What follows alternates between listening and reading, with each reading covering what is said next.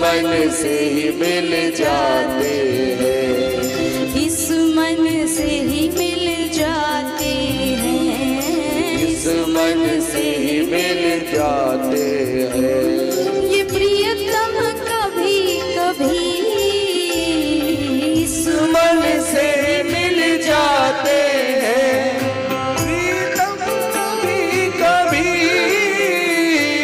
मिलता है बड़े भाग से। ये नर्तन कभी कभी मिलता है बड़े भाग से, ये नर्तन कभी कभी आते हैं इसी भेष में, आते हैं इसी भेष में, आते हैं इसी भेष में, आते हैं इसी भेष में। मेरे भगवन कभी कभी मिलता है बड़े भाग से। ये नर्तन कभी कभी मिलता है बड़े भाग्य से।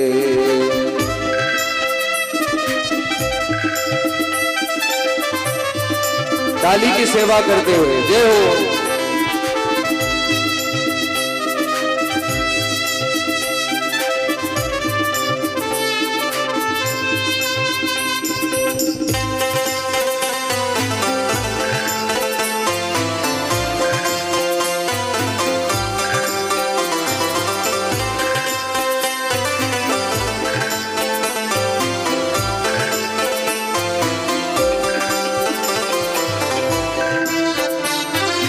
जय हो श्री राधे।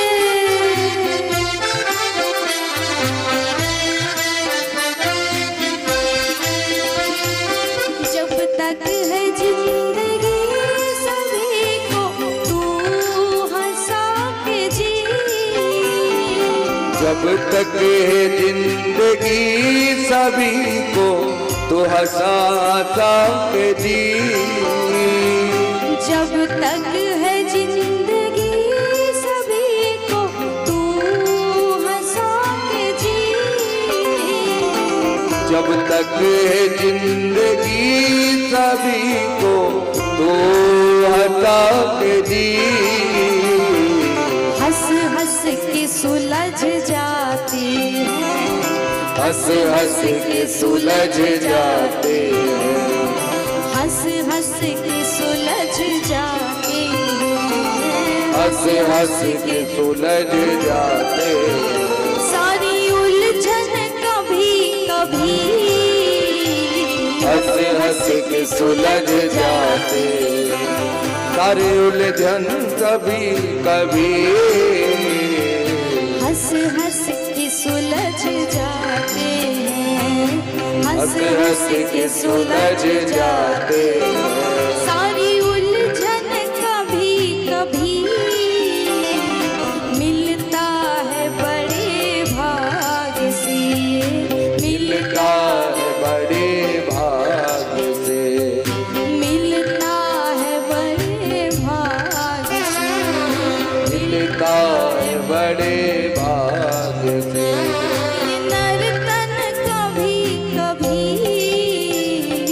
आते हैं इसी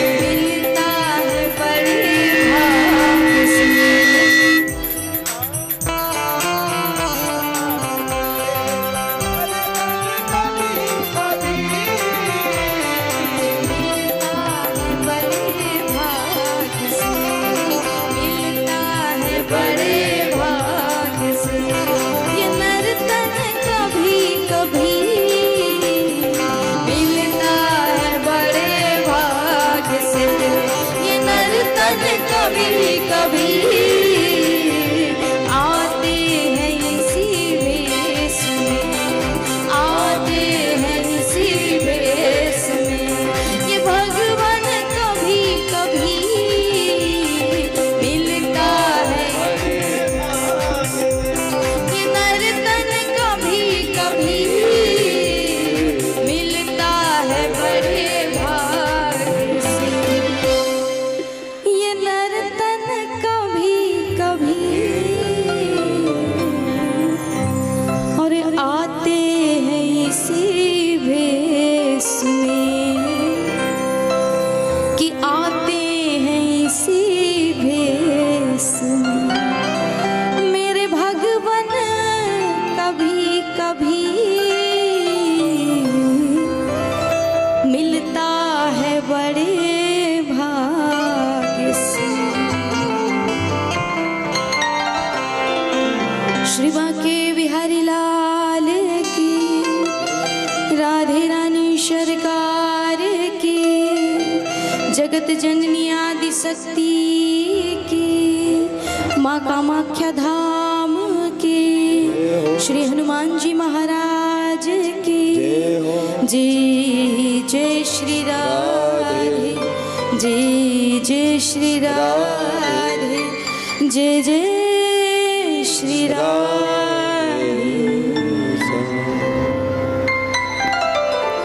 तो महाराज कहा कि मिलता है बड़े भाग्य से ये नर्तन कभी कभी।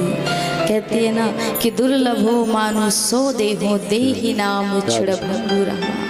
महाराज ये मनुष्य का देह अति दुर्लभ है, क्या जाने कितने अनंत जन्मों में हमने पुण्य किए तब कहीं जा कर के देह मिला, और इस देह को पा करके क्या किया। बोले महाराज ये जीवन में हमने जाना ही नहीं कि ये संपत्ति, ये यौवन, ये जवानी, ये शरीर एक दिन ढल जाना है, उड़ जाना है। किसकी तरह? बोले लोग व्यर्थ में जीवन को गवा देते हैं। कहा है ना महाराज कि ये धन, ये संपत्ति कैसा है? कपूर की भांति है। बोले कि धन यौवन यूं जाएगा जेहि विधि उड़त कपूर, नारायण हरि भजन कर अरे क्यों चाटे जगधूर। ये जवानी, ये शरीर एक दिन ढल जाएगा महाराज, एक दिन उड़ जाएगी ये संपत्ति। किस प्रकार? बोले कपूर की भांति। कपूर को आप खुले में छोड़ दो तो ये कुछ समय के बाद उड़ जाता है, अपना अस्तित्व ही खत्म कर देता। उसी प्रकार जीव का कोई अस्तित्व नहीं बिना ईश्वर के महाराज, बिना सत्संग के, बिना इस कथा के, बिना नाम जप के कोई हमारा अस्तित्व नहीं, कोई महत्व नहीं। तो इसलिए कहा कि ये संपत्ति, ये युवा अवस्था, ये जवानी, ये बुढ़ापा, ये जीवन की क्रिया, जो क्रियाकलाप है एक दिन खत्म हो जानी है। और फिर हाथ क्या लगना है? बोले कुछ भी नहीं, पछतावे के अलावा क्या हाथ लगना है। फिर कहोगे कि आछे दिन पाछे गए, अरे हरि से किया नहीं, और अब पछताए होत का, जब चिड़िया चुग गई खेत। तो फिर से पछतावा ही हाथ लगेगा, और पछतावे के अलावा कुछ हाथ नहीं आएगा। इसलिए हरि का नाम ही साथ जाएगा, जो यहाँ है यहीं छूट जाएगा। कहा जाता है ना कि सिकंदर जैसा शहंशाह कोई नहीं था इस कलयुग में महाराज, सिकंदर जैसा धनवान कोई नहीं था। पूरे संसार को जिसने लूट लिया था और अपने खजाने को भर लिया था। लेकिन सिकंदर का जब अंत समय आया तो उसने पूछा कि मेरे पास समय कितना है? महाराज सिर्फ आपके पास कुछ घंटों की मोहलत है, यदि पा सकते हो तो पा लो जीवन के वास्तविक धन को। तो सिकंदर ने कहा कि मेरी मृत्यु हो उससे पहले मुझे मेरे स्थान में पहुंचा दो, मेरे घर में पहुंचा दो। और मेरी 3 चीजें अंतिम इच्छा है, मेरी 3 कार्य करना मेरे मरने पे। मेरे जीवन की अंतिम इच्छा है कि 3 कार्य करना। जब मेरा अंत समय आए ना तो मेरी जब उस मृतदेह को लेकर के जाना तो लोग क्या करते हैं, शरीर को बांध देते हैं। एक कफन होता है, कपड़ा होता है, उसमें लपेट करके बांध दिया जाता है, शरीर का कोई भी हिस्सा बाहर ना रहे। लेकिन सिकंदर ने कहा मेरे हाथ बाहर कर देना, पूरे शरीर को बांध देना लेकिन हाथ बाहर कर देना, खोल देना महाराज, हाथ बाहर कर देना। दूसरी शर्त, बोले महाराज दूसरी शर्त यह है कि मैंने जितना धन रुपया कमाया उस धन उस रुपये को निकालना और पूरे सड़क में बिखेर देना, जहाँ जहाँ मेरी यात्रा जाए मेरे सबको ले जाओ, पूरे सड़क में उस धन रुपये को बिछा देना। और तीसरी इच्छा मेरे पीछे पीछे संसार के जितने वैद्य हो, जितने डॉक्टर हो, सबको लगा देना मेरी उस अंतिम यात्रा में। कैसी अटपटी इच्छा है महाराज, इससे क्या होगा?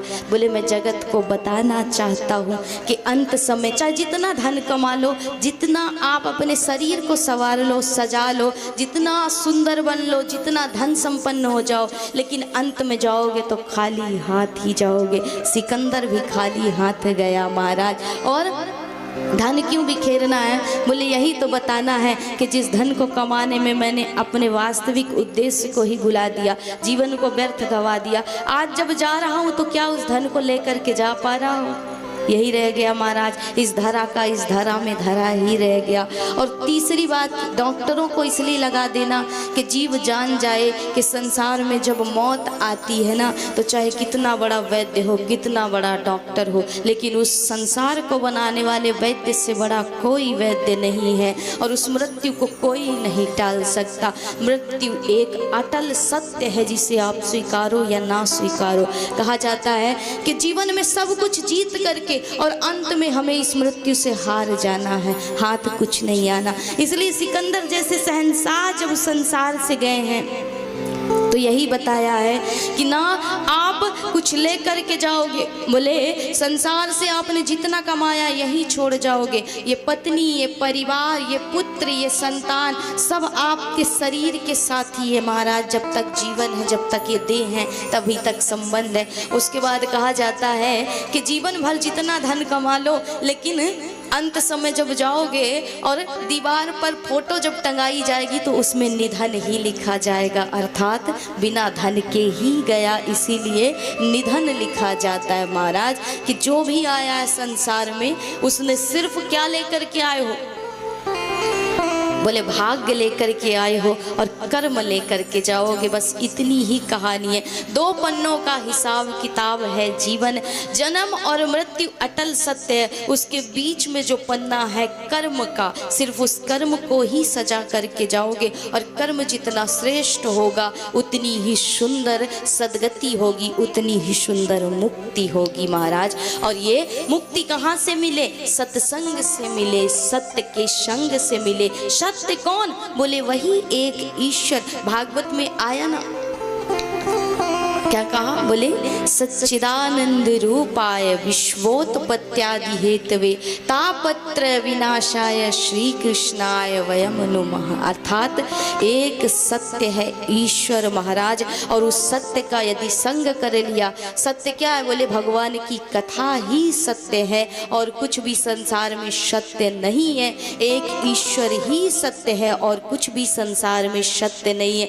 और हम किसके पीछे भाग रहे हैं? असत्य के पीछे भाग रहे हैं। जब संसार से जाओगे तो क्या हाथ कुछ जाएगा? बोले महाराज आप मकान बनाते हो, धन कमाते हो, कभी कभी बहुत लोग छल से भी धन कमाते हैं, किसी को कष्ट दे करके कमाते हैं। कलयुग का ऐसा प्रभाव महाराज कि भाई भाई को मार देता है धन के लिए, संपत्ति के लिए। कलयुग का प्रभाव है, धन से बढ़ करके आपके रिश्ते संबंध नहीं रह गए कलयुग में। इसलिए कहा आप मकान बनाते हो, आप धन कमाते हो, आप संसार, आपने पूरी जीवन मेहनत किया, आपने मकान बनाया, मकान ढह गया तो आप रोगे ना? रोगे। मकान यदि टूट जाए तो रोगे ना? रोगे।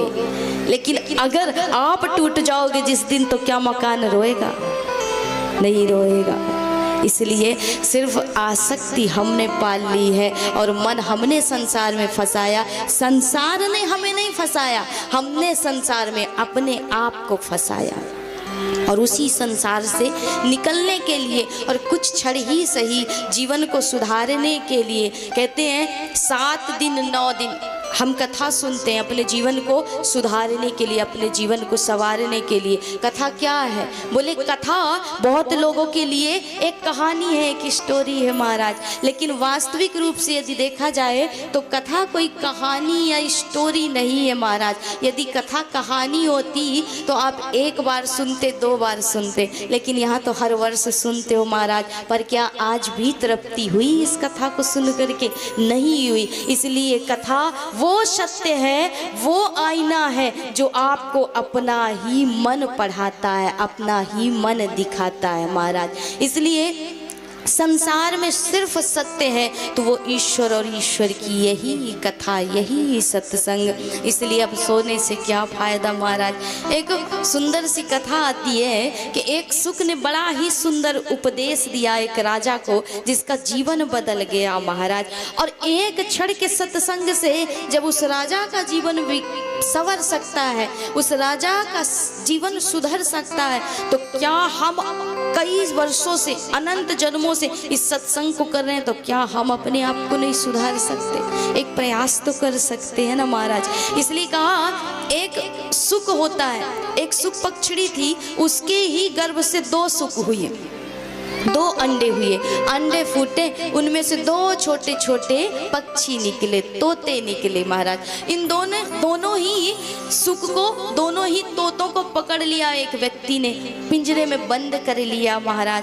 अब ये लेकर के इन्हें बाजार में बेचने लगा। तो बाजार में बेचने के लिए एक तोते को खरीद लिया किसने? संत ने। और एक तोते का ग्राहक बन गया, खरीद लिया किसने? कसाई ने महाराज, जो गलत कार्य करता था। अब एक को ले गए संत और अपने कुटिया में जाकर के उसको टंगा दिया महाराज। उसे पढ़ाने लगे कि सुख राम राम बोल, कृष्ण कृष्ण बोल महाराज, पढ़ाने लगे। और माना जाता है कि संसार का सबसे बड़ा महामंत्र है कौन सा? चैतन्य महाप्रभु कहते हैं कि संसार में आप कोई मंत्र जानो न जानो, लेकिन इस एक मंत्र को जान लो तो आपका पूरा जीवन सुधर जाए, आपका नाम जप हो जाए। और इस जप को, इस मंत्र को, अन्यत्र मंत्र को आप नियम से पढ़ोगे, विधि से आप करोगे उनका जप महाराज, लेकिन इस मंत्र को आप जिस भी क्रिया को कर रहे हो उस समय भी जप सकते हो। अर्थात सोच के लिए भी गए हो तो इस मंत्र को जपोगे तो पाप नहीं लगेगा। कौन सा? हरे कृष्ण कृष्ण कृष्ण हरे हरे, हरे राम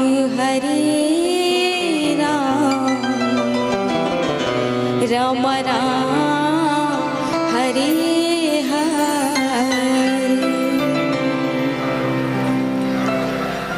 तो इस मंत्र को जपते रहोगे तो कभी पाप नहीं लगेगा। चाहे जिस भी अवस्था में हो आप, जिस भी स्थिति में हो आप इस मंत्र को जपते रहिए, आपका नाम जब भी पूरा हो जाएगा।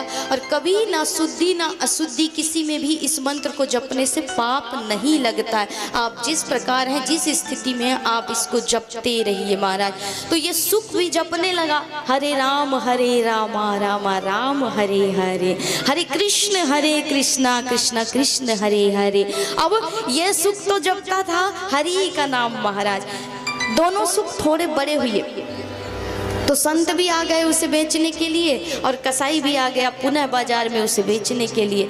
अब एक राजा उस समय सुंदर बाजार भ्रमण कर रहे थे, तो उन्होंने देखा कि ये दोनों तोते 2 व्यक्ति लेकर के बैठे हुए हैं, बड़े अच्छे लग रहे हैं। तो राजा गए संत के पास, संत से कहा कि महाराज इस तोते को बेच रहे हो क्या? अवश्य बेच रहे हैं, लेना चाहेंगे? बोले अवश्य लेना चाहेंगे। क्या कीमत है इसकी? बोले महाराज 1 लाख रुपया। ऐसी कौन सी बात है इसमें कि 1 लाख रुपया इसकी कीमत? एक छोटे से सुख की कीमत 1 लाख, ऐसी कौन सी बात है? बोले महाराज जब ले करके जाओगे ना तब पता चलेगा कि इसमें ऐसी कौन सी बात है। तो उस तोते को राजा ने खरीद लिया। आगे बढ़े, कसाई भी तोते को बेच रहा था। इस तोते की कीमत क्या है? बोले मात्र 1 रुपया। 1 रुपये में मिल गया। बड़ी अच्छी बात है, दोनों को उठाया और लेकर के चले गए। अब जो 1 लाख वाला है तो महाराज 1 लाख से खरीदा है, कीमती है, तो उसको कहाँ रख दिया? अपने शयन कक्ष में रख दिया। और जो 1 रुपए का था उसको बाहर खूंटी में लटका दिया। अब जैसे ही प्रातः के 4 बजे महाराज, तो शास्त्रों में माना जाता है कि प्रातःकालीन स्नान के भी 4 प्रकार होते हैं, और 4 प्रकार के स्नानों में आप कौन सा स्नान करते हो उसी प्रकार आपकी मति और बुद्धि होती है महाराज। तो माना जाता है कि 4 से 6 के बीच में 2 स्नान होते हैं, ऋषि स्नान और देव स्नान, और 6 के बाद 8 तक होता है मनुष्य स्नान, और 8 के बाद जो स्नान किया जाता है वो होता है राक्षस स्नान। अब बताओ कौन सा स्नान करते हो? राक्षस स्नान 8 के बाद महाराज। तो प्रयास करिए कि 8 के अंदर ही हम स्नान कर लें, ताकि हमारे अंदर राक्षसी प्रवृत्ति ना आए, मनुष्य की प्रवृत्ति ही रहे महाराज। और यदि मानवीय प्रवृत्ति भी आ गई और हम मनुष्य ही रह गए तो दैत्य बनने से बच जाएंगे, फिर पाप करने से भी बच जाएंगे। इसलिए इस तोते का नियम था, संत के आश्रम से आया था, तो 4 बजे जगता और 4 बजे उठ करके कहता कि कबीरा सो कर क्या करे, अरे जाग के जपो मुराद, और एक दिन तो है सोवना, लांबी पाव पसा। महाराज क्या करोगे सो करके? एक दिन तो सोओगे ही, अभी जो सोए हो यदि उससे सुधार लोगे तो एक दिन तो सोना ही सोना है, और ऐसा सोना है कि कोई जबरदस्ती पकड़ करके भी जगाएगा, रोएगा, तुम्हारे सामने गिड़गिड़ाएगा, तब भी तुम नहीं उठ पाओगे, नहीं सुन पाओगे, नहीं जाग पाओगे। इसलिए एक दिन तो सोना ही है। इन हाथों को खोल करके सदैव के लिए, इस पाँव को पसार करके, इसलिए अब जाग जाओ और जीवन को सुधार लो। राजा ने सोचा कि महाराज इसको मैंने 1 लाख रुपए में खरीदा, इसकी कीमत तो करोड़ों में होनी चाहिए। क्या सुंदर उपदेश देता है, आज तक किसी ने ऐसा उपदेश नहीं दिया। अब राजा के मन में उसके विचार बदलने लगे कि सत्य ही तो कह रहा है महाराज। कहा ना कि बहुत गई थोड़ी रही, अरे नारायण अब चे, और काल चिड़ैया चुग रही, निस दिन आयु खे। आप अपना जन्मदिन मनाते हो, उत्सव मनाते हो महाराज, जीवन के 1 वर्ष कम होने के उत्सव मनाते हो। इसलिए कहा कि मनुष्य से मूर्ख कोई नहीं संसार में। बताओ, जीवन के 1 वर्ष कम हो गए, पाप करते करते पाप में लिप्त रह गए, और 1 वर्ष को यूं गवा दिया, और उसमें केक काट रहे हैं महाराज। यही है ना मानवीय सोच। इसलिए उस दिन केक नहीं काटिए, उस दिन क्या करिए, जन्मदिन को कैसे मनाएं? बोले मंदिर में जाइए और ईश्वर से कहिए कि हे ईश्वर, तेरा बहुत बहुत धन्यवाद कि तूने मेरे 1 वर्ष को मंगल बना करके काटा, और महाराज अब निरंतर ऐसे ही मेरा जीवन गुजरता रहे, मुझसे पुण्य होता रहे। किसी निर्धन को, किसी अयोग्य को उस दिन दान दीजिए, पुण्य करिए महाराज, किसी को भोजन पवाइए, वो मनाइए जन्म उत्सव महाराज। वैसे जन्म उत्सव नहीं है वो तो कहते 1 वर्ष आपने अपने जीवन को और जो पापों में लिप्त होकर के काट दिया, उसका क्या उत्सव मनाना। इसलिए उस दिन प्रायश्चित करिए कि मुझसे जो भूल हुआ उसके लिए क्षमा, हे ईश्वर, आज के बाद मैं कुछ भी ऐसा कार्य नहीं करूँगा। उस रूप में उत्सव मनाइए महाराज, तो आपका जीवन सफल होगा। लेकिन यही करते हैं। तो इसलिए राजा ने सोचा कि बताओ कैसा उपदेश, सो करके क्या करेंगे, काल चिड़ैया चुग रही, निस दिन आयु खेत। इस जीवन का कोई भरोसा नहीं है महाराज। इसलिए माना जाता है कि परीक्षित को तो 7 दिन की भी पता थी, हमें तो 7 सेकंड की नहीं पता है। परीक्षित को 7 दिन की पता थी, इसलिए सदगति मिल गई, मोक्ष मिल गया। क्या हमें 7 सेकंड का, 7 क्षण का भी पता है?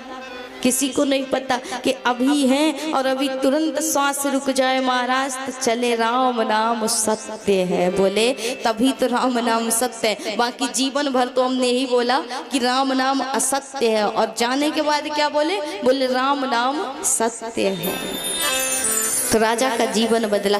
बाहर निकले, अब बाहर जैसे ही निकले तो वही तोता जो उस कसाई के घर से आया था वो कहने लगा महाराज कि मार दो, काट दो, नालायक सुबह सुबह जग गया, देखो कैसे आ गया परेशान करने के लिए, गालियां देने लगा। तो राजा ने कहा मंत्री से कि मंत्री 1 रुपए कीमत भी इसकी बड़ी महंगी है, इसका गला काट दो। ऐसा गंदा इसके विचार है महाराज, ऐसे गंदे इसके विचार कि इसका गला ही काट दो, इसे जीने का कोई अधिकार नहीं। जैसे मंत्री गला काटने के लिए तैयार हुए तो वो जो सत्संगी तोता था जो संत के आश्रम से आया था उसने कहा महाराज रुक जाओ।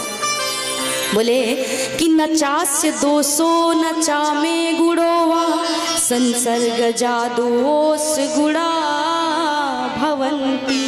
बोले महाराज ये इसके गुण नहीं है, ये इसका दोष नहीं है, बोले संग का दोष है, क्योंकि मैंने संग किया। हम कौन हैं? हम दोनों एक ही माँ की संतानें हैं, लेकिन मैंने संग किसका पाया? संत का महाराज, इसलिए मेरा जीवन बदल गया। और इसने संग किसका पाया? बोले एक कसाई का महाराज। कहते हैं ना कि एक काजल होता है, जब उस कारिक से वो दीपक से आप काजल बनाते हो तो जो उसमें कारिक निकलता है महाराज, वो धुआं जो होता है काला काला, यदि आप दीवार से लगा दो तो वो दीवार को गंदा कर देगा, लेकिन यदि उसी से आप काजल बना लो और सुरक्षित उसको रख दो तो उससे स्याही भी बन जाए, और स्याही बन जाए तो स्याही से गीता और रामायण की सुंदर लेखन हो जाए, जिसे संसार पूजा करे और जिसकी वंदना करे, जिसको प्रणाम करे महाराज। तो यहाँ पर कारिक एक ही है, लेकिन सिर्फ उसके संग का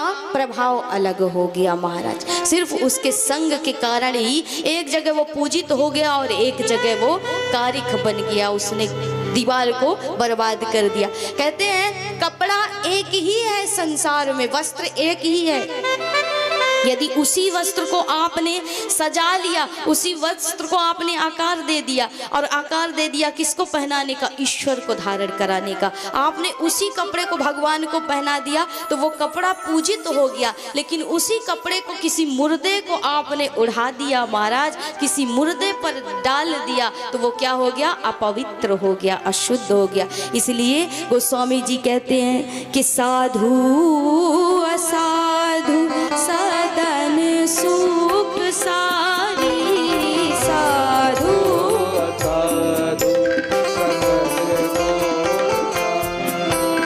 साधु असाधु सदन सुख सारी, साधु असाधु सकल गुण सारी। सुमीरा ही राम देहि गानि गारी, सुमीरा ही राम को ना कुसंगति पाई न साई, को ना कुसंगति पाही न साई। रहाई न नीच मत चतुराई, रहाई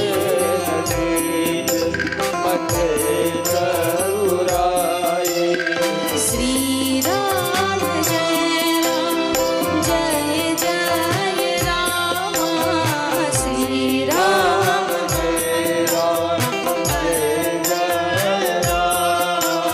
श्री राम जय राम जय जय राम। तो महाराज सिर्फ मनुष्य का दोष नहीं है, दोष उसके संग का होता है। यदि आप चोर का, डाकुओं का संग करोगे तो माना जाता है कि जो वाल्मीकि जी थे वो पहले रत्नाकर डाकू हुए। क्यों? क्योंकि उनको संग वैसा मिला महाराज, इसलिए वही रत्नाकर डाकू बन गया महाराज। और जब नारद का संग मिल गया तो क्या बन गया? बोले वाल्मीकि महर्षि बन गए महाराज, वही महर्षि हो गए, ब्रह्मर्षि हो गए। और जिन्होंने 7 कोटि अर्थात 100 करोड़ की राम कथा लिख दी, 100 करोड़ श्लोकों की राम कथा लिख दी। वैसे कितने श्लोक हैं राम कथा में? जो वाल्मीकि जी ने लिखी, वो माना जाता है कि वास्तविक जो रामायण है वो 100 करोड़ के श्लोकों की है महाराज। लेकिन संसार में जो आपको सुनाई जाती है, जो संसार जिसे पढ़ता है, उसमें सिर्फ 24,000 श्लोकों को लिया गया है। क्यों?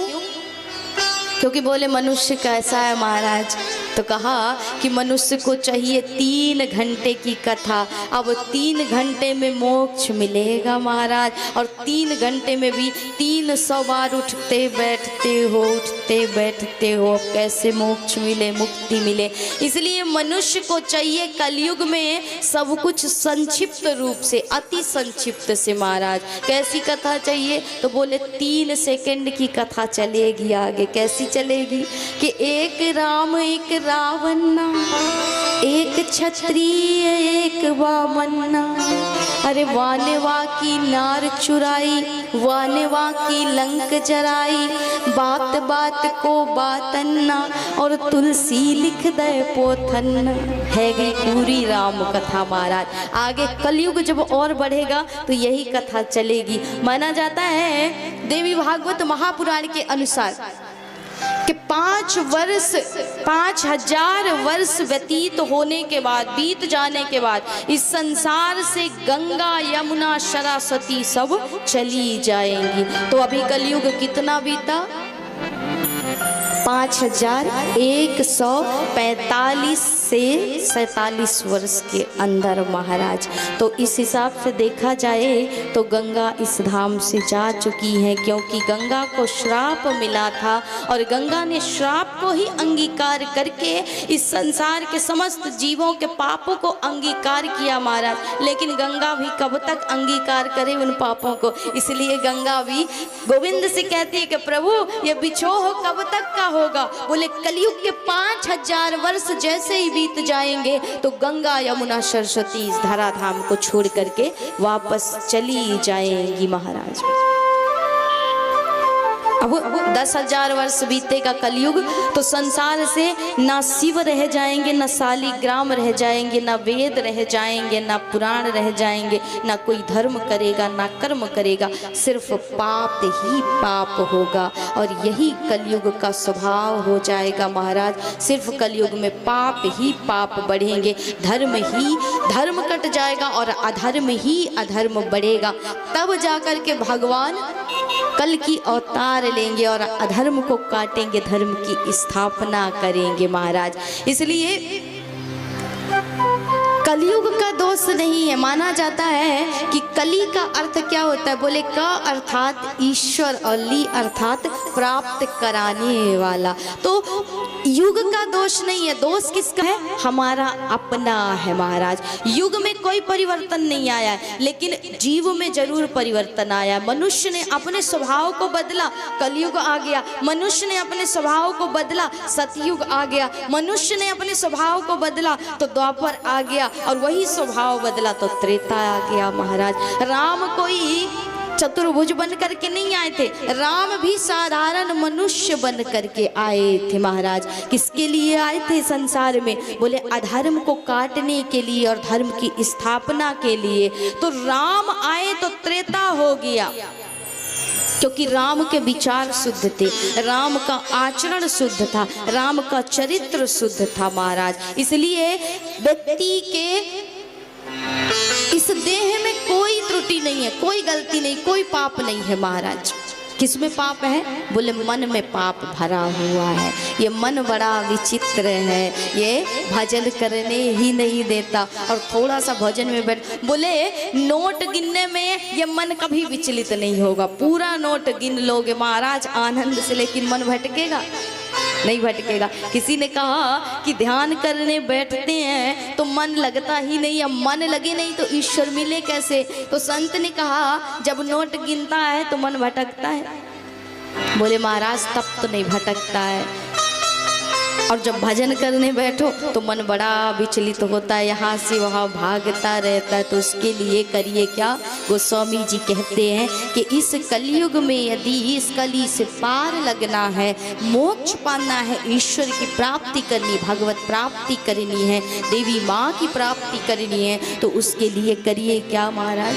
कि यही काल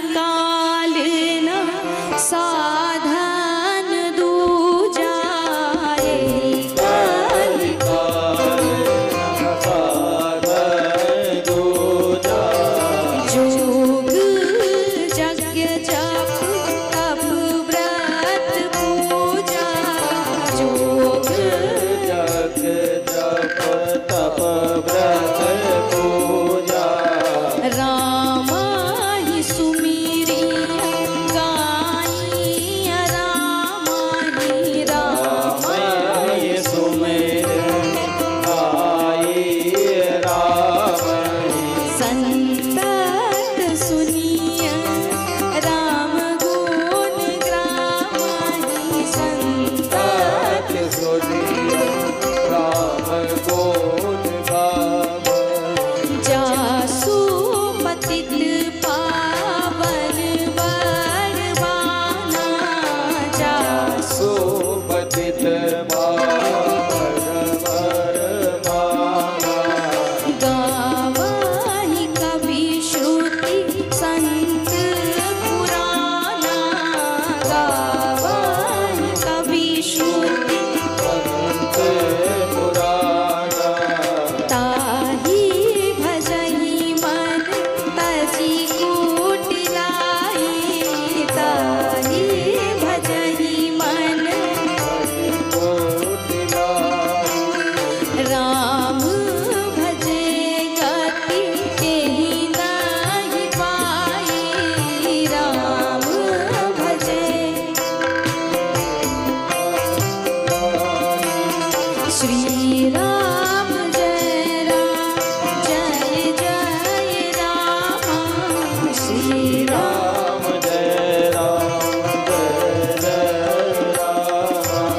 श्री राम जय राम।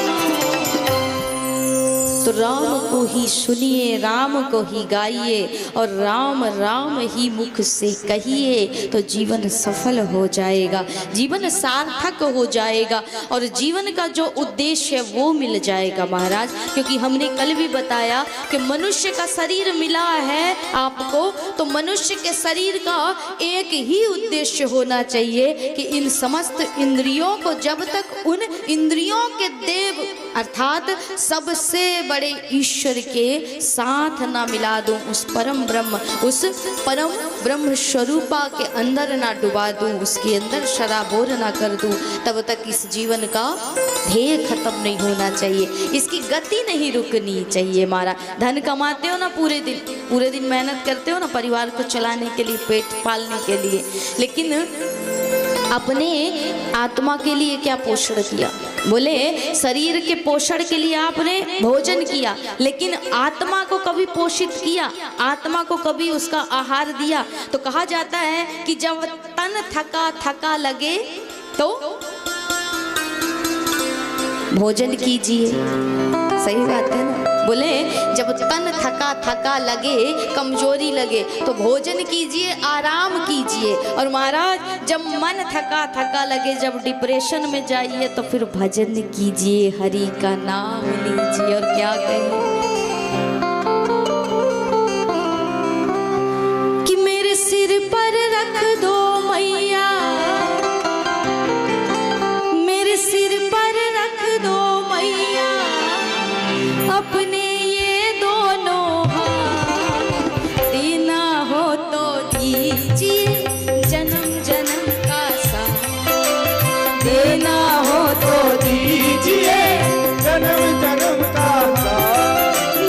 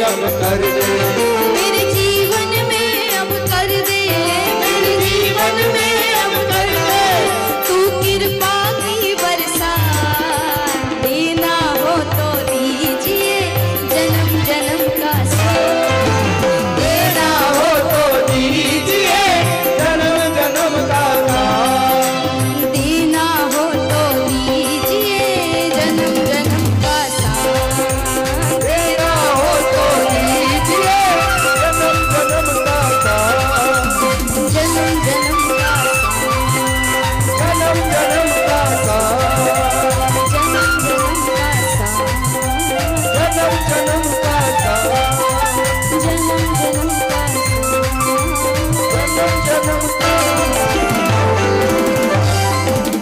क्योंकि स्थिति कैसी है महाराज, तो कहा कि झुलस रहे हैं गम की धूप में, प्यार की छैया कर दे तू, अरे झुलस रहे हैं गम की धूप में, प्यार की छैया कर दे तू, बिन माझी के नाव चले ना, अब पतवार पकड़ ले तू, बिन माझी के नाव चले ना, अब पतवार पकड़ ले तू, मेरा रास्ता रोशन कर दे, मेरा रास्ता रोशन कर दे, मेरा रास्ता रोशन कर दे, मेरा रास्ता रोशन कर दे, छाई अंधियारी रात, और सभी गाइए एक बार कि देना हो तो दीजिए जन्म जन्म का साथ, देना हो तो दीजिए जन्म जन्म का साथ, संसार से मांगोगे साथ तो यही छूट जाना है, धोखे ही धोखे हैं महाराज, जहाँ जहाँ जाओगे धोखे ही मिलेंगे। कहा ना कि कसमें वादे प्यार वफा सब बातें हैं, बातों का क्या, अरे कसमें वादे प्यार वफा सब बातें हैं, बातों का क्या, और कोई किसी का नहीं है छूटे, नाते हैं नातों का क्या, कश्मे वादे प्यार वफा सब बातें हैं, बातों का क्या, संसार के सारे रिश्ते यहीं तक है महाराज, एक ईश्वर का रिश्ता ही, मरने कहा ना LIC करवाते हो ना, करवाते हो, LIC की पॉलिसी क्या होती है, बोले जीवन के साथ भी जीवन के बाद भी, बोले ना, लेकिन जीवन के साथ तो ना आपको कुछ मिलने वाला है उससे, और जीवन के बाद भी आपको कुछ नहीं मिलेगा, मजे दूसरे मारेंगे महाराज, इसलिए कहा कि ये LIC तो यहीं छूट जाएगी, लेकिन वो LIC करवा लोगे तो जीवन के साथ भी और जीवन के बाद भी महाराज, अर्थात यहाँ भोग भोगोगे और वहाँ मोक्ष पाओगे, तो है ना फायदे की LIC। अब सोच लो ये वाली LIC करवाओगे या वो वाली LIC करवाओगे, अब निर्णय आपके हाथ में है, हम तो सिर्फ आपको उपाय बता करके जा रहे हैं, अब करना ना करना आपके हाथ में महाराज। तो फायदा तो उसी LIC में, ईश्वर की LIC में महाराज, कि जीवन के साथ भी और जीवन के बाद भी। तो एक माँ के दर में जा कर के अपनी अर्जी लगा दो, LIC करवा लो, फिक्स हो जाएगा महाराज आपका कोटा, और जब जाओगे ना संसार से तो हंसते हंसते जाओगे, रोते रोते आए थे और हंसते हंसते फिर जाओगे, और जीवन धन्य हो जाएगा, इस जन्म मरण के फेर से मुक्ति मिल जाएगी। कहते ना कि जन्म मरण वो बंधन है जिसे कोई नहीं काट सकता, सिर्फ ईश्वर ही इससे मुक्ति दिला सकता है। इसलिए 84 में भटकना है तो संसार में भटकिए, और भगवान के धाम जाना है तो सत्संग के चक्कर लगाते रहिए, यही है कथा का मूल उद्देश्य। तो महाराज यहाँ पर थोड़ा सा चर्चा करें देवी भागवत महापुराण की, कि इस कलयुग में कर्म बड़े हमारे निकृष्ट होते जा रहे हैं। अर्थात हम नहीं चाहते फिर भी हमसे पाप हो जाते हैं, अधर्म हो जाते हैं। तो उन पापों को काटने के लिए, उन अधर्म को मिटाने के लिए, धर्म को बसाने के लिए हमें क्या उपाय करना चाहिए जिससे देवी माँ हम पर प्रसन्न हो जाए। एक छोटा सा बालक है जो कि पुलिस प्रशासन के पास है। जिन किसी भी सज्जन के माताओं बहनों के बालक हो वह लेके जाएं। छोटा सा बालक है, पुलिस प्रशासन के पास है, जो गुम गया है। जिन किसी के हो कृपया लेकर के जाएं। बोल बांके बिहारी लाल की जय हो। राधे राधे। ये माताएं भोजन करके नहीं आती हैं।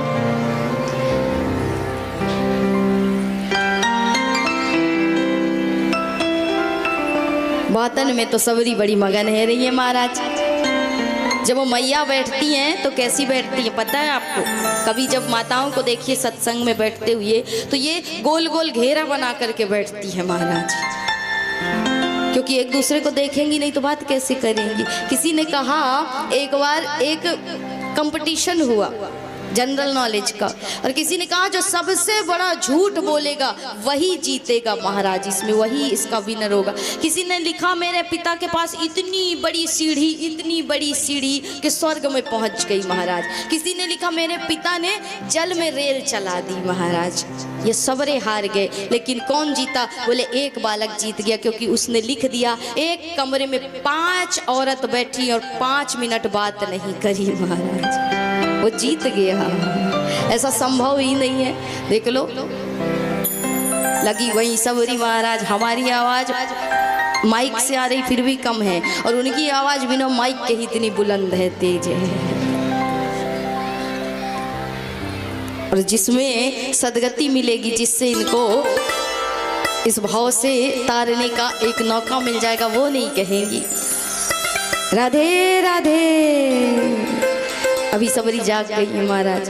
अब देखिए, भक्ति तो आपके बिहार में बड़ी है, हम बार बार प्रशंसा करते रहते हैं कि भक्ति यहाँ से ज़्यादा हमने कहीं नहीं देखी है। जिस प्रकार यहाँ की संख्या होती है महाराज, अन्यत्र जगह तो मार मार करके बैठाना पड़ता है, बैठे रहियो कथा में 3 घंटे, लेकिन यहाँ तो आप स्वयं चल करके आ जाते हो, और आपके अंदर जो भक्ति वो कहीं नहीं है। अब आप इसका स्वयं प्रमाण अभी देख लीजिए। इतना आप खो गए भक्ति में, इस भजन में, इस सत्संग में, कि बालक का भी होश नहीं रहा। तो मैया सत्संग भी करो, सुनो, बालकन को भी ख्याल रखो, ध्यान रखो। बालक भाग जाएंगे तो तुम्हें घर से भगा देंगे तुम्हारे स्वामी, इसलिए बालकन का भी ध्यान रखो महाराज। तो सत्संग में वही आनंद है कि इसमें जब खो जाते हैं तो कुछ पता ही नहीं चलता है महाराज। इसलिए माँ की आराधना किस प्रकार की जाए जिससे माँ हम पर प्रसन्न हो जाए? तो नारद जी ने नारायण प्रभु से ये उपाख्यान, ये प्रसंग पूछा था कि प्रभु, जब भगवान ने बताया था कि हमारे संसार में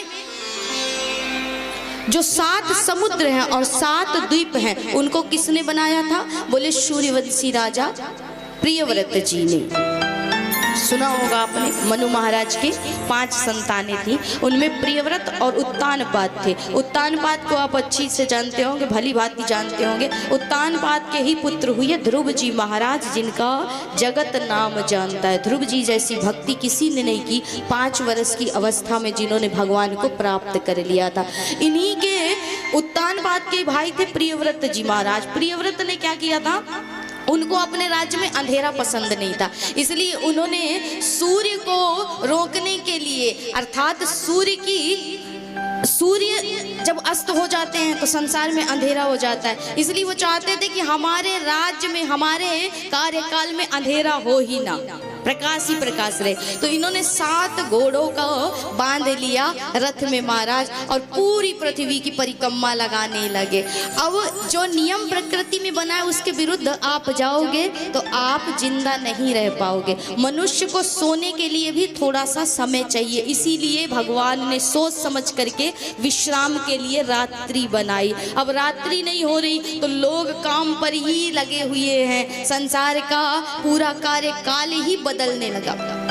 इसलिए ब्रह्मा जी ने इन्हें मना किया कि बेटा जो प्रकृति द्वारा रचित है उसे परिवर्तित करने का प्रयास मत करना, नहीं तो कोरोना आ जाएगा महाराज, फिर से घर में बंद है जाओगे कमरे में। इसलिए प्रकृति से छेड़छाड़ कोरोना आ जाएगा। इसलिए प्रकृति को कभी नुकसान मत पहुंचाइए, उससे खिलवाड़ मत करिए। वृक्षों को काटिए नहीं, गऊ को काटिए नहीं। ये प्रकृति की इस धरा की धरोहर है, और जिस दिन गऊ नहीं रही संसार में, ये पूरा पृथ्वी ही डूब जाएगा महाराज, खत्म हो जाएगा, कुछ नहीं बचेगा, ना हम ना आप ना कोई संसार का अस्तित्व। इसलिए गौ, गोविंद, गीता, गायत्री, ये 4 स्तंभ हैं इस पृथ्वी की, और इनमें से एक को भी क्षति पहुंची तो जीव गर्त में चला जाएगा महाराज। तो प्रकृति का जो नियम उससे छेड़छाड़ नहीं करनी चाहिए। इन्हीं प्रियव्रत ने जब चक्कर लगाए थे पृथ्वी के, तो इन्हीं के 7 घोड़ों के पैरों से जो नीचे की जमीन खुदी महाराज, वही 7 समुद्र हो गए, और जो पहियों से टीले बने महाराज, उसी से क्या बन गया, 7 द्वीप हो गए। अब 7 द्वीप हुए तो 7 द्वीपों में जम्बू द्वीप सबसे श्रेष्ठ है। जम्बू द्वीप में 9 प्रकार के वर्ष हैं, हर द्वीप में 9 प्रकार के वर्ष हैं। जम्बू द्वीप में 9 प्रकार के वर्ष हैं। 9 वर्षों में भारत वर्ष सबसे श्रेष्ठ है। क्यों? बोले कि भारत में मुक्ति बड़ी आसान है, और भारत में कैसा नियम है कि कर्म प्रधान विश्व रचिरा, कर्म प्रधान विश्व रचिरा, कर्म प्रधान विश्व रचिरा, कर्म प्रधान जो जस कराही सो तस फल चाखा, जस कराही सो तस फल चाखा। ओ न कहु सुख दुख कारिदाता, ओ न कहु सुख दुख कारिदाता। निज कृत करम भोग सब भ्राता, निज कृत करम भोग सब भ्राता। श्री राम जय राम जय जय राम, श्री राम जय राम जय जय राम, श्री राम जय राम जय जय राम। ये भारतवर्ष की भूमि कैसी अति पावन अति पवित्र माना जाता है कि हम उस भूमि के निवासी हैं महाराज, उस भारत के हम वासी हैं, उस भारत में हमने जन्म लिया। हमारा सबसे परम सौभाग्य मनुष्य का देह तो हमें मिला, लेकिन भारत में हमें जन्म मिला, जहाँ की भूमि, जहाँ की नदी, जहाँ का रज, जहाँ का कण अति पवित्र है, पावन है, जहाँ वृक्षों की पूजा होती है, जहाँ नदियों की पूजा होती है, जहाँ गौ माता की उपासना की जाती है। हम उस भूमि से, हम उस सनातन धर्म से हैं महाराज, जहाँ पर कहते हैं कि पुरुष की तो एक रात्रि होती है, शिवरात्रि जो कल आने वाली है, लेकिन नारी की तो 9 रात्रि होती है, जिसे नवरात्र कहा जाता है। देवी माँ की 9 दिन आराधना की जाती। तो हम उस संसार से, उस भारतवर्ष से आते हैं, जहाँ पर किसी के साथ ईश्वर ने पक्षपात नहीं किया। कहा कर्म प्रधान विश्व रचि राखा, और जो जस करई सो तस फल चाखा।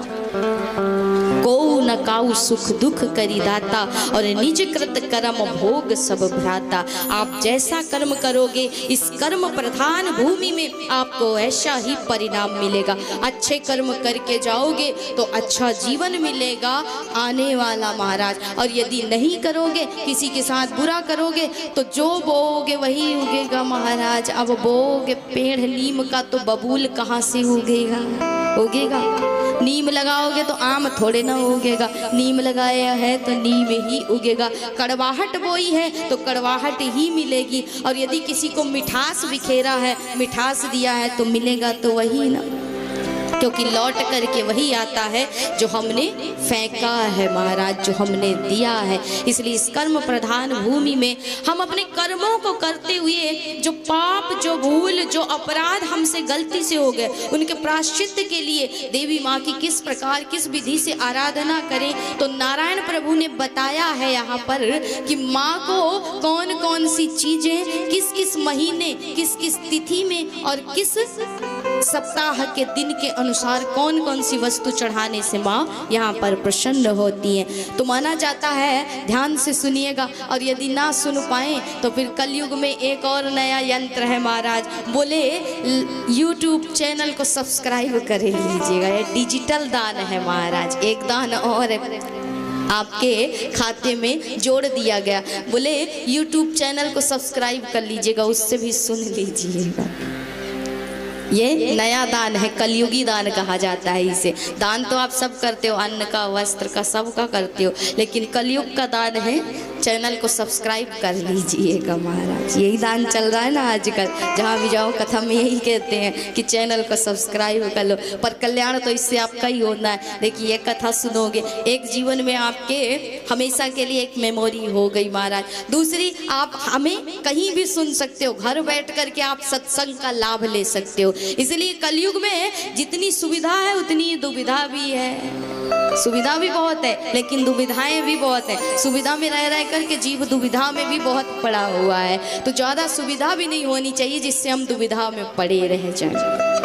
तो ध्यान से सुनिएगा, जो ना सुन पाए तो कलयुगी दान के सहारे सुन लीजिएगा, दान करके महाराज। तो बोले कि यहाँ पर पहले बताएंगे हम तिथि के अनुसार माँ को कौन सी चीज अति प्रिय है, जिसको चढ़ाने से माँ प्रसन्न होती है और उससे आपको किस चीज की प्राप्ति होती।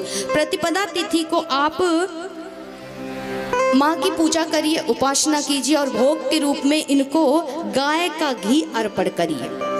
गाय का घी अर्पण करके, और जिस गाय के घी को आपने इन्हें भोग में लगाया है, भोग चढ़ाया है, उसी घी का आप प्रसाद बांटिए और दान कर दीजिए ब्राह्मण को महाराज। माना जाता है कि गाय के घी से यदि आप माँ की प्रतिपदा तिथि को उपासना करते हैं, उनको भोग लगाते हैं, तो इससे काया आपकी निरोगी होती है और सुंदर होती है। अब जिसको सुंदर होना है, काया अपनी हमेशा ऐसे ही रखनी है, तो महाराज इसकी उपासना करिए। माँ को गाय का घी भोग रूप में अर्पण करिए। द्वितीया तिथि को माना जाता है कि पूजा के उपरांत चीनी का भोग लगाइए, और चीनी का भोग लगा करके जिस चीज का आप भोग लगाएंगे उसी को दान भी करना है, ब्राह्मणों को दान भी करना है। तो चीनी का भोग लगा करके इसका दान करने से दीर्घायु की प्राप्ति होती है। तृतीया तिथि को पूजा के उपरांत दूध अर्पण करना चाहिए और इसे भी बांट देना चाहिए। इससे माना जाता है कि संपूर्ण दुखों से आपको मुक्ति मिल जाती है। अब दुख सभी के पास होंगे, सुख हो ना हो, दुख तो सभी के पास होंगे, है ना? सभी के पास है ना? किसके किसके पास दुख है? किसी के पास नहीं है? हाथ उठाओ, किसके पास दुख है? पहली बार इतने सुखिया देखे महाराज, दुखिया कम मिले, सुखिया पहली बार ज्यादा देखे हमने। नहीं तो कहीं कथा में जाओ तो सबने हाथ उठा दे, हम तो दुखी है महाराज। दुख बहुत है संसार में, सुख कम ही मानते हैं लोग, लेकिन माना जाता है कि सुख अनंत है। दुख सिर्फ तीन है, दैहिक, दैविक, भौतिक, तापा, और राम राज्य का हहु नहीं व्यापा। तो दुख सिर्फ संसार में तीन है, दैहिक, दैविक और भौतिक, और सुख अनंत है। पहला सुख निरोगी काया, दूसरा सुख घर में हो माया, तीजा सुख कुलवंती नारी, चौथा सुख पुत्र हो आज्ञाकारी। महाराज ऐसे गिनते चले जाओ तो अनंत सुख है, एक लिस्ट बन जाएगी लंबी। पर सुख के पीछे नहीं भागते, दुख के पीछे जरूर भाग जाते हैं। थोड़ा सा दुख आया घबरा गए, और अनंत सुख जो आया तो उसको तो नहीं बताया ना। इसलिए सुख में ज़्यादा प्रसन्न नहीं होना चाहिए और दुख में ज़्यादा घबराना नहीं चाहिए।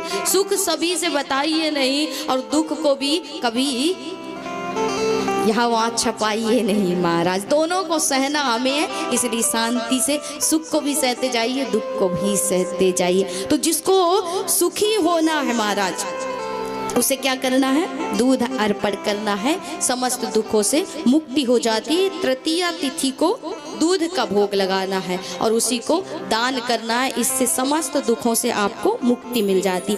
चतुर्थी तिथि जो होती है उस दिन माना जाता है कि माँ को मालपुआ बड़ा प्रिय होता है, तो चतुर्थी तिथि को आप मालपुए का नैवेद्य लगाइए। उसके बाद इसका भी वितरण कर दीजिए, ब्राह्मणों को दान कर दीजिए। माना जाता है कि इससे आपके जीवन में जितने विघ्न हैं उनका विनाश हो जाता है, समस्त विघ्न कट जाते हैं। और ये करते रहिए, ये नहीं कि एक बार कर लिया तो फिर महाराज अब मिल जानी चाहिए वस्तु, ऐसा नहीं होता।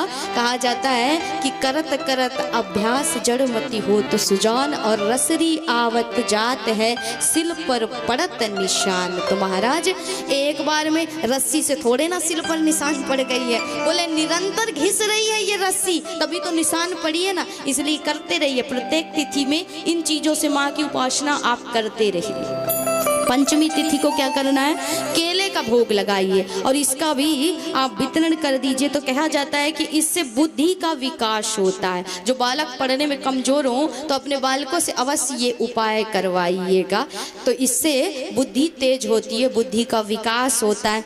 जो षष्ठी तिथि होती है, जिसे षष्ठी तिथि कहा जाता है, छठवीं का दिन महाराज, तो इस दिन माना जाता है कि माँ को मधु बड़ा प्रिय होता है, तो मधु का इनको भोग लगाइए और इसी को बांट दीजिए। तो इससे सुंदर वर्ण की संतान की प्राप्ति होती है। अब जिसको संतान चाहिए वो इस उपाय को करे तो सुंदर वर्ण की संतान की प्राप्ति होती है। लेकिन धैर्य और विश्वास के साथ, हमने बताया ना, ऐसा नहीं कि आज चढ़ाया और कल चाहिए ही चाहिए महाराज।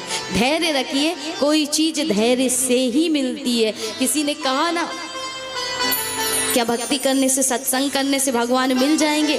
तो संत ने कहा, ये बताओ, चलनी में जल ठहर जाएगा? ठहरेगा? चलनी में जिससे आटा छानते हो, उस चलनी में यदि जल को छानोगे तो क्या जल टिकेगा? गिर जाएगा महाराज। लेकिन संत ने कहा टिक सकता है। कब? यदि बर्फ बनने तक तुम्हारे अंदर धैर्य है तो चलनी में भी जल ठहर सकता है। इसलिए हर कार्य में धैर्य अति आवश्यक होता है। धैर्य धारण करके कोई आप कार्य करिए, सफल अवश्य होगा, ये प्रमाणित बात है महाराज।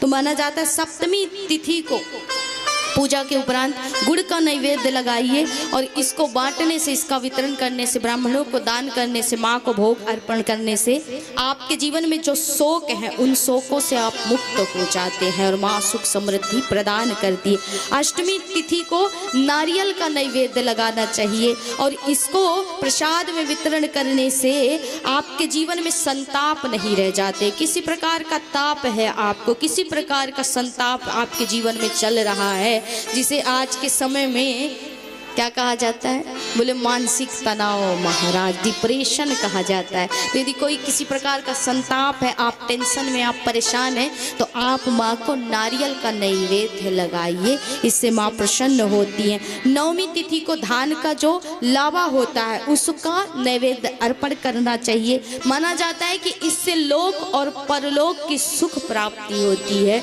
देवी भागवत के अनुसार इससे लोक और परलोक की आपको सुख प्राप्ति होती है। दसवीं तिथि को काले तिल का विशेष विधान है, तो काले तिलों का भोग लगाना चाहिए और उसी को नैवेद्य में बांटना चाहिए। इससे यमलोक का भय आपके जीवन से निकल जाता है। यमलोक का कभी आप मुख फिर देखेंगे ही नहीं, यदि माँ एक बार प्रसन्न हो गई तो महाराज। एकादशी तिथि को दही का भोग लगाना चाहिए और दही का ही वितरण कर दें ब्राह्मणों को महाराज। इससे माँ जगदम्बा विशेष रूप से प्रसन्न हो जाती हैं और एक बार माँ प्रसन्न रह गई तो फिर कोई कमी रह ही नहीं जाएगी। 10 जो पीछे छूटे हैं वो भी मिल जाएंगे महाराज। एक दही का भोग लगा दोगे तो एकादशी तिथि को। द्वादशी तिथि को चिड़वे का विशेष महत्व है और इसका भोग लगाने से, इसको वितरण करने से, दान करने से माना जाता है कि भगवती का प्रेम विभाजन होता है, अर्थात प्रेम भाजन भगवती का बन जाता है, हमारे ऊपर प्रेम माँ का बढ़ जाता है। त्रयोदशी तिथि को चने का भोग लगाइए और इसको दान करने से संतानहीन जो हैं उनको संतान की प्राप्ति होती है। चतुर्दशी तिथि को सत्तू का भोग लगा करके और उसी का वितरण करना चाहिए। तो इससे महाराज माना जाता है कि भगवान शंकर प्रसन्न होते हैं। माँ की उपासना करोगे तो अब जब श्रीमती की उपासना करोगे तभी तो श्रीमान फिर दक्षिणा देंगे महाराज दान। जब श्रीमती कहेंगी तभी तो श्रीमान देंगे, जब तक श्रीमती नहीं कहेंगी तो श्रीमान की हिम्मत कहाँ घर में कि कुछ भी दे दे निकाल करके। इसलिए पहले श्रीमती को मनाइए, अर्थात देवी को भोग लगाइए। किसका? बोले चने का, सत्तू का भोग लगाइए। और जब देवी को भोग लगाओगे तो देवता अपने आप खुश हो जाएंगे, भोले बाबा प्रसन्न हो जाएंगे। महाराज पहले गौरी को मना लो तभी तो भोले मानेंगे। पूर्णिमा तिथि को खीर का भोग लगाना चाहिए। माना जाता है कि इससे पितरों की संतुष्टि होती है और उनका उद्धार होता है। और ऐसा आया है कि अमावस्या और पूर्णिमा की तिथि को एक ही चीज का भोग लगता है, इसलिए भोग की वस्तु नहीं बदलती है पूर्णिमा और अमावस्या को। तो खीर का ही भोग लगाइए दोनों दिन। और इन दिनों पर खीर का भोग लगाने से पितरों की संतुष्टि होती है, पितर प्रसन्न होते हैं। अब आइए दिन के अनुसार जान लेते हैं कि किस दिन को किस चीज का भोग लगाने से माँ प्रसन्न होती है। रविवार को खीर का भोग लगाना चाहिए, इससे माँ प्रसन्न होती है। सोमवार को दूध का भोग लगाना चाहिए। मंगलवार को केले का भोग लगाना चाहिए। बुधवार को मक्खन का नैवेद्य लगाना चाहिए। गुरुवार को देसी खांड, शुक्रवार को चीनी का भोग और शनिवार को गाय के घृत का भोग लगाने से माँ के प्रेम के हम भागीदार बनते। महाराज अब दूसरा सरल उपाय एक और बताया है नारायण प्रभु ने। बोले महाराज चैत्र मास के शुक्ल पक्ष की तृतीया से ये प्रारंभ करना चाहिए। तो अभी चैत्र आ रहा है, आने वाला है महाराज, और चैत्रों में ही माँ की आराधना की जाती है। तो चैत्र माह के शुक्ल पक्ष की तृतीया से प्रारंभ करना चाहिए। महुआ के वृक्ष में माँ भगवती की भावना करके उसकी पूजा करें और माँ का एक मंत्र है उसको पढ़े महाराज और माँ को प्रसन्न करें। मंगला वैष्णवी माया काल रात्रि दुर्यया महामाया मतंगी चा काली कमलवास शिवा सहस्त्र चरण सर्वमंगल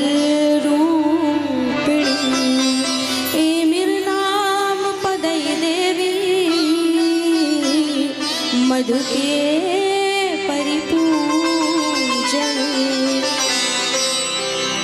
इस मंत्र को पढ़िए और महुए के वृक्ष में माँ की आराधना करने से माँ प्रसन्न होती है। वैशाख में गुड़ और गुड़ से बने पदार्थ से माँ की आराधना कीजिए। अब मास अनुसार बता रहे हैं जो हिंदी मास होते हैं। अभी तो आपने तिथि और दिन के अनुसार जाना, अब हिंदी महीने जो होते हैं उसके अनुसार जान लीजिए। तो वैशाख में गुड़ से बने पदार्थ का भोग लगाइए, इससे माँ प्रसन्न होती है।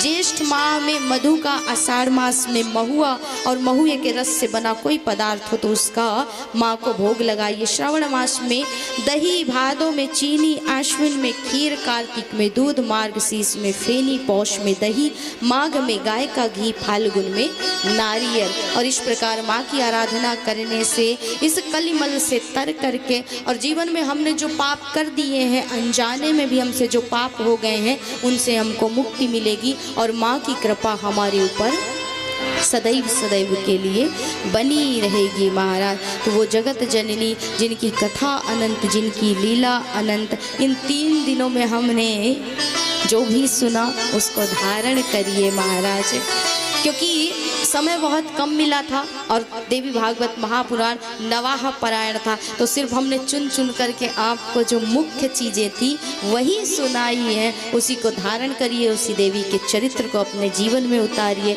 और आइए अब गंगा मैया भी पधारी हुई हैं तो उनकी आरती के भी दर्शन करने हैं। इसलिए इस सत्संग को, इस पावनमयी सत्संग को, कलिमल तारिणी कलिमल हरणी, इस पावन सत्संग की बेला को यहीं पर विश्राम दें।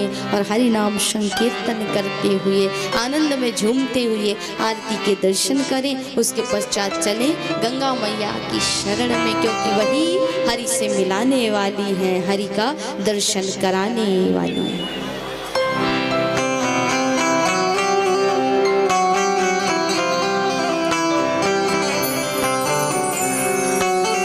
तो माँ से क्या कहना है कि बता दो हे जगत जननी, बता दो हे जगत जननी, मेरा उद्धार कैसे हो। बता दो हे जगत जननी, मेरा उद्धार कैसे हो। बता दो हे जगत जननी, मेरा उद्धार कैसे हो।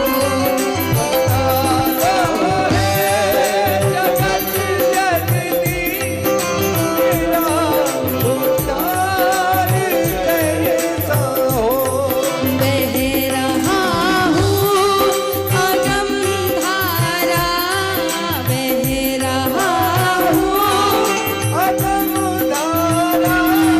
बह रहा हूँ अगम धारा, बह रहा हूँ कि मेरा पार कैसे हो। बता दो हे जगत जननी, मेरा उद्धार कैसे हो।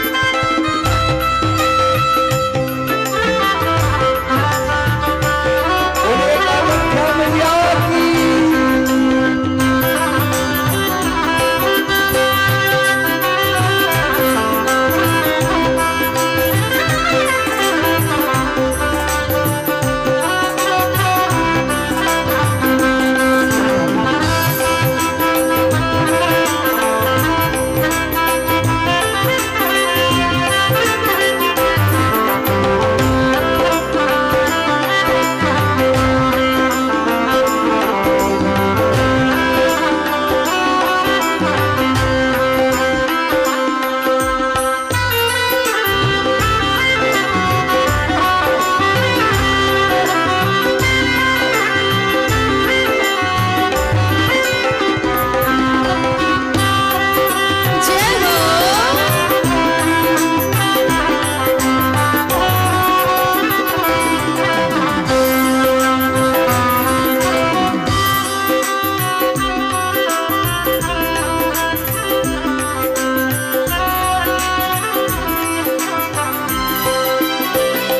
श्रद्धा नहीं भक्ति नहीं विद्या नहीं बुद्धि नहीं, श्रद्धा नहीं भक्ति नहीं विद्या नहीं बुद्धि, नहीं श्रद्धा नहीं भक्ति नहीं विद्या नहीं बुद्धि, नहीं श्रद्धा नहीं भक्ति नहीं विद्या नहीं बुद्धि, नहीं विद्या नहीं बुद्धि। तेरे दासों में है माता, तेरे दासों में है माता, मेरा यीशु मार कैसे हो। तेरे दासों में है माता, मेरा यीशु मार कैसे हो। बता दो हे जगत जननी, मेरा उद्धार कैसे हो।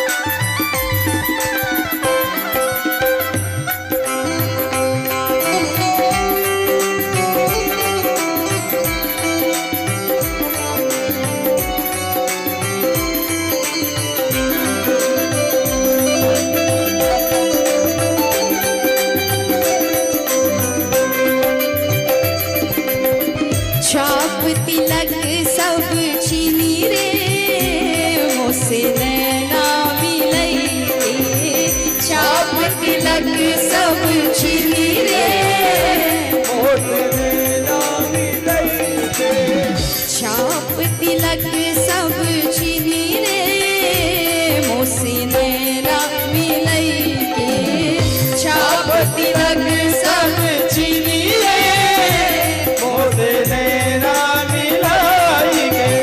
नैना मिलई के मुझसे सहना मिलई के नैना मिलई के मुझसे सहना मिलाई नैना मिलई के मुझसे सहना मिलई के नैना मिलई के मुझसे सहना मिलाई सहना मिलई के सहना मिलाई सहना मिलई के सहना मिलई के मतवारी कर दिली रे मुझसे नैना मिलई के मतवारी कर दिली रे नैना मिलाई तो से नैना नैना नैना तो से नैना नैना नैना तो से नैना नैना नैना तो से नैना तो से नैना नैना नैना तो से नैना नैना नैना तो से नैना नैना नैना तो से तो से नैना तो से नैना तो से नैना तो से नैना तो से नैना तो से नैना तो से नैना तो से नैना तो से नैना मिलई के छाप तिलक सब छिनी रे मोसी नैना मिलई के छाप तिलक सब छिनी रे मोसी नैना मिलई के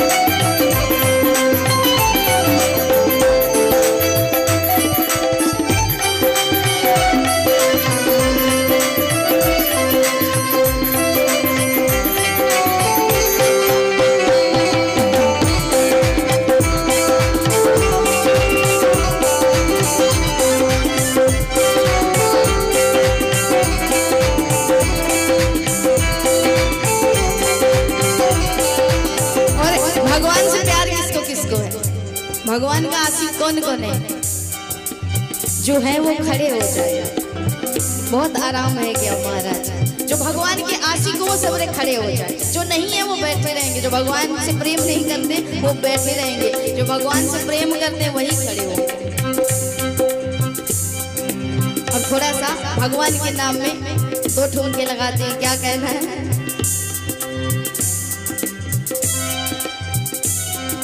क्या कहना है?